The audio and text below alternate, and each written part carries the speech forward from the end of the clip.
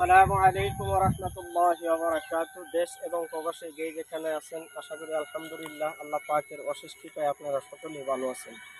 তো আজকে আমি যেই গাছ নিয়ে আলোচনা করব, যাকে বলা হয় মটমটিয়া গাছ। তো এই মটমটিয়া গাছের গুণ সম্পর্কে আজকে আলোচনা করব। এই গাছের অনেক গুণাগুণ রয়েছে, যেই গুণের কথা না বললে নয়। গুণ সম্পর্কে আলোচনা করলে আপনারা যদি ভিডিওটা লাস্ট পর্যন্ত দেখতে থাকেন, তাইলে আপনারা গুণ সম্পর্কে এই গাছটা কিভাবে ব্যবহার করবেন, কিভাবে খাইবেন, এটা নিয়মটা আমি ভিডিওর লাস্টে বলে দিচ্ছি। তো আজকে যে প্রবাসীতে আমি সকল ভিডিওর মধ্যে প্রবাসীদের কথা উল্লেখ করি, কারণ যে টাকা শরীরের ঘাম পানি করে মাথার ঘাম পাতায় ফেলে যারা কষ্ট উপার্জিত রেমিটেন্স পাঠিয়ে আমাদের বাংলাদেশকে সবুজ সুফলা এই বাংলাদেশকে যারা ধরে রেখেছে, বাংলাদেশের অর্থনৈতিক চাকাকে যারা সচল রেখেছে, তাদের উদ্দেশ্য আমি প্রত্যেকটা ভিডিওর মধ্যে তাদেরকে মেনশন করে কথা বলি। আসলে তারা আমাদের বাংলাদেশের জন্য অনেক কিছু করেছে। তো আজকে আর কথা অন্যদিকে না নিয়ে আজকে যে গাছগুলো আমি দেখাবো, এই যে দেখেন মটমটিয়া গাছ, ঠিক আছে? এই মটমটিয়া গাছ সম্পর্কে আপনারা না জানলে অবাক হয়ে থাকবেন। এটা এমন একটা উদ্ভিদ গাছ, এটার নাম মটমটিয়া গাছ কেন বলা হয়? এটার পাতা এবং ফুল, এই যে দেখেন ফুল, এই যে ফুল এবং পাতা উভয়টাই কাজের।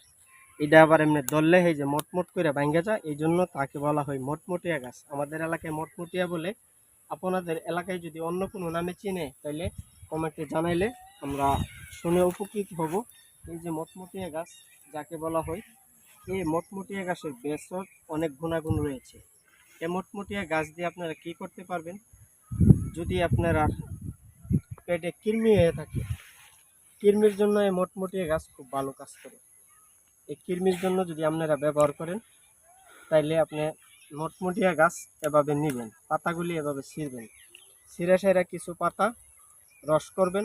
সকালে খালি পেটে 1 চামচ, রাত্রে খালি পেটে 1 চামচ, 2 চামচ যদি খান, সেবন করেন, তাইলে আপনি টানা 7 দিন যদি ব্যবহার করেন, আপনার কৃমি চলে যাবে। তার জন্য কোনো টাকা পয়সা লাগবে না। আমার চ্যানেলটি সাবস্ক্রাইব করে আমার সাথে থাকবেন, ঠিক আছে? আমার সাথে থাকবেন, এই অনুরোধ রাখছি। আর বেশি বেশি করে এই কৃমির জন্য এই পত্রটা ব্যবহার করতে পারেন, মটমটিয়া গাছের পাতা। আর যদি কেউ মুখে ছালের জন্য ব্যবহার করেন, তাহলে এই মটমটিয়া গাছের কিছু পাতা নেবেন, পাতা নিয়ে রস করে আদার রস দিয়া, আদা চিচ্চা আর মটমটিয়া পাতা দিয়া একসাথে রস করে আপনারা এই রসটা প্রতিদিন, শুধু রাত্রে ঘুমানোর আগে, খাবারের পরে 1 চামচ করে রস খাবেন। আর কিছু রস হাতে নিয়ে আপনি মুখে মাইকা ঘুমাই যাবেন না, তাহলে আপনার মুখে ছাল দূর হবে। তো ইতিমধ্যে আমার ভিডিও অনেক লম্বা হয়ে যাচ্ছে, যার দরুন আর বেশি কথা না বাড়িয়ে মটমটিয়া গাছটা আবার ভালো করে দেখাই।